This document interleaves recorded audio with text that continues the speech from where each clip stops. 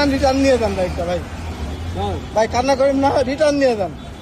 আসেন, এদিকে আসেন, এদিকে আসেন, আসেন আসেন আসেন আসেন। বেচলেন কে? বিক্রি করলেন কে? আপনার গাড়ি আপনার রিটার্ন দিয়ে দিই ভাই, রিটার্ন দিয়ে দিই। তো বিক্রি করছেন কেন? টাকার প্রয়োজন নাকি?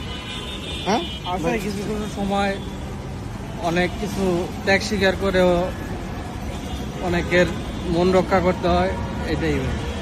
না আসলে আপনি কষ্ট পাচ্ছেন বাইক বিক্রি করার পর, এটা আমার ভালো লাগতেছে না। আপনি চাইলে রিটার্ন নিতে পারেন ভাই। আমি জানি তো, আমি তো আপনার নতুন কাস্টমার না। আমার কোম্পানির 4-5টা গাড়ি আপনার কাছে এক্সচেঞ্জ করা, আর শুধু এই গাড়িটা আমার নিজের নামে, এই জন্যই আমার কাছে খুব ইয়া লাগতেছে। অনেক কষ্ট করে টাকা জমায় গাড়িটা কিনছিলাম। প্রবলেমের কারণে সেল করে দিলেন নাকি? কিছুটা প্রবলেম আছে, এই কারণে ফেল করে দিই। ইনশাল্লাহ আবার সামনে। ইনশাল্লাহ আমি দোয়া করি যে আপনার বেস্ট একটা বাইক আবার আপনি পান বা কিনতে পারেন, এই প্রত্যাশা রইল। তো এটা যে 8,000 কিলো চলা ছিল, এটা তো রিয়েল মাইলেজ না? পুরা রিয়েল ভাই। ঠিক আছে ভাই, থ্যাংক ইউ। গাড়ির কষ্ট পাওয়ার কিছু না, আবার এর থেকে ভালো।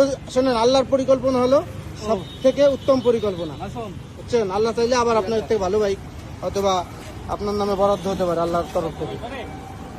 হ্যাঁ, এটা নিয়ে যান, নিয়ে যান। আবার আপনি বাইক কিনতে পারবেন ইনশাল্লাহ, কোনো সমস্যা নেই, আশা রাখি।